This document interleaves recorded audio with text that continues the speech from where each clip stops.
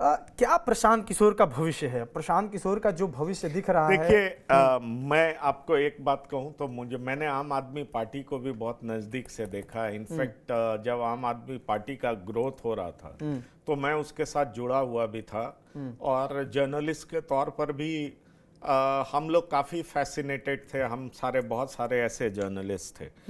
चुनाव में क्या होता है कि पहली बार आप हारने के लिए उतरते हैं, दूसरी बार आप हराने के लिए उतरते हैं, और तीसरी बार आप जीतने के लिए उतरते हैं। समझ गए? तो अगर पहली बार में ही प्रशांत किशोर कुछ सीट पर हरा ले रहे हैं तो मुझे लगता है कि ऐसा तो नहीं है कि प्रशांत किशोर कोई फैक्टर नहीं होंगे। प्रशांत किशोर निश्चित तौर पर फैक्टर होंगे। और इस चुनाव का जो परिणाम है, खास तौर पर आप ये देखें तो आप ये पाएंगे कि बेलागंज, जहां से सुरेंद्र यादव हमेशा जीतते रहे, अगर मुझे 30 साल या 35 साल, 30 से 35 साल से उनका कब्जा है। अब बेलागंज में मुस्लिम और यादव का कॉम्बिनेशन नहीं टूटे, उसके लिए लालू प्रसाद, जो कि बीमार हैं, लोकसभा चुनाव में अपनी बेटियों के अलावा कहीं कैंपेन करने नहीं जाते, लालू प्रसाद यादव और मोहम्मद शहाबुद्दीन के सुपुत्र ओसामा दोनों जाते हैं बेलागंज, कि बेलागंज की जनता से अपील करने की ये जो कॉम्बिनेशन है उसको टूटने मत देना, क्योंकि वहां सबसे बड़ी आबादी यादवों की है, उसके बाद मुसलमानों की है।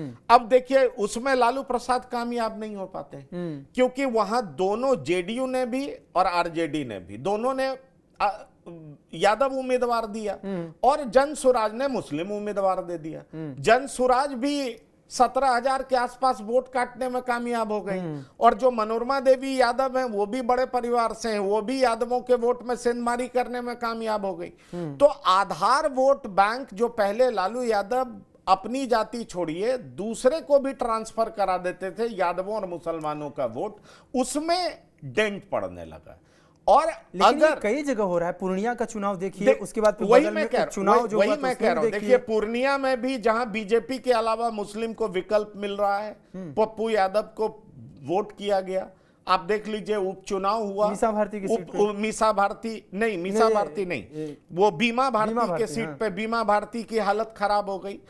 लेकिन पहले देखती है, जो मुझे मुसलमान कम्युनिटी की अगर बात करें तो पहले उनका यह रहता है कि बीजेपी हारे, और बीजेपी हारने के बाद उनके पास अगर कोई विकल्प है तो उसको चूज कर रहे हैं। तो ये आरजेडी के लिए कंसर्न भी है। उत्तर बिहार गए थे तेजस्वी यादव, उन्होंने अपने कार्यकर्ताओं को समझाने का प्रयास भी किया, लेकिन कहीं ना कहीं जन सुराज की वजह से इस उपचुनाव में आरजेडी को ज्यादा नुकसान पहुंचता हुआ दिख रहा है। मैंने आपको पहले भी कहा था कि आरजेडी का जातीय समीकरण एनडीए की तुलना में पहले से कमजोर है, और उसमें थोड़ी भी सेंधमारी अगर प्रशांत किशोर कर लेते हैं तो आरजेडी को ज्यादा नुकसान होता है, एनडीए को कम नुकसान होता है। इस उपचुनाव में तो साफ दिख रहा है कि आरजेडी को वो ज्यादा नुकसान पहुंचा पाए।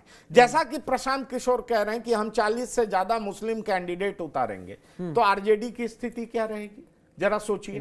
और एआईएमआईएम भी होगी, वो भी किस तरीके से नुकसान पहुंचाएगी। तो आरजेडी के लिए स्थिति बहुत अच्छी नहीं है, चूंकि आरजेडी अपना सोशल कॉम्बिनेशन मजबूत नहीं कर पा रही है, जातीय जनाधार बढ़ा नहीं पा रही है। यादव एक एग्रेसिव डोमिनेंट कास्ट है, यादवों के साथ अन्य जातियां जुड़ नहीं पा रही हैं। तेजस्वी यादव ने बहुत प्रयास भी किया है, लोकसभा चुनाव में थोड़ी बहुत सफलता जरूर मिली, लेकिन फिर उपचुनाव में यह धाराशायी हो गया। आरजेडी के लिए सबसे बड़ी चुनौती यही